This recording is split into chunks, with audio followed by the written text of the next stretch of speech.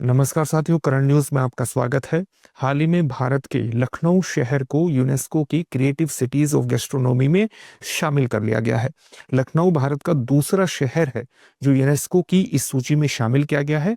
इससे पहले वर्ष 2019 में हैदराबाद को भी यूनेस्को की क्रिएटिव सिटी ऑफ गैस्ट्रोनॉमी में सूची में शामिल किया गया था।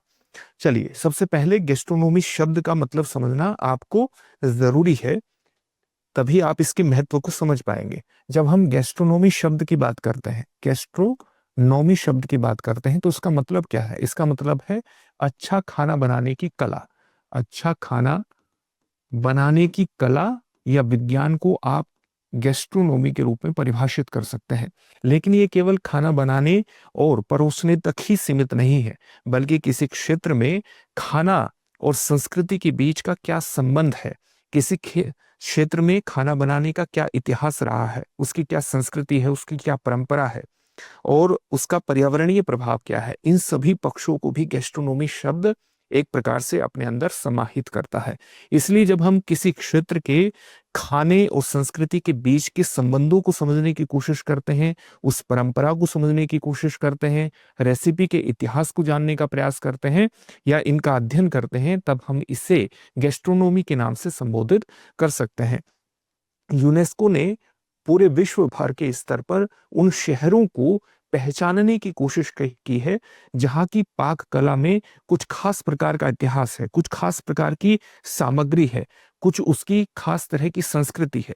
और इस सूची को उसने बनाया है ताकि विश्व भर में इस प्रकार की सूची तैयार की जा सके जहां के खाना बनाने की कुछ खास रेसिपी है, जहां के खाना बनाने की कला ने वहां की संस्कृति को प्रभावित किया है। और इस सूची में वर्ष 2019 में भारत के हैदराबाद शहर को शामिल किया गया था और अब वर्ष 2025 में इसमें लखनऊ शहर को शामिल कर लिया गया है। हाल ही में यूनेस्को की जनरल कॉन्फ्रेंस समरकंद में हुई, उज्बेकिस्तान में हुई, और वहां पर यह निर्णय लिया गया कि लखनऊ को भी क्रिएटिव सिटी ऑफ गैस्ट्रोनॉमी में शामिल किया जाए।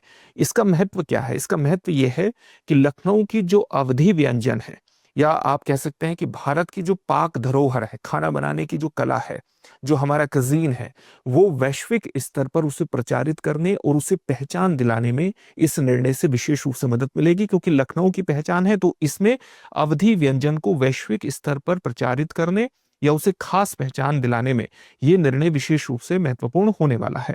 केवल इतना ही महत्वपूर्ण नहीं होने वाला है, बल्कि अवधी व्यंजन को एक वैश्विक मंच भी इस निर्णय के माध्यम से प्राप्त होगा।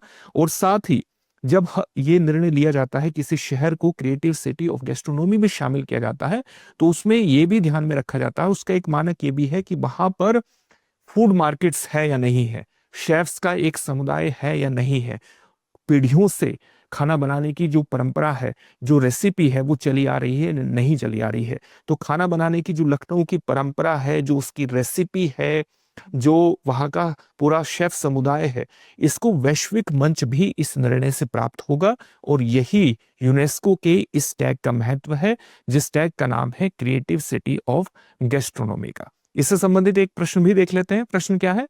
हाल ही में किस शहर को यूनेस्को द्वारा क्रिएटिव सिटी ऑफ गैस्ट्रोनॉमी घोषित किया गया? आपके सामने ऑप्शन है नई दिल्ली, कानपुर, पुणे या लखनऊ।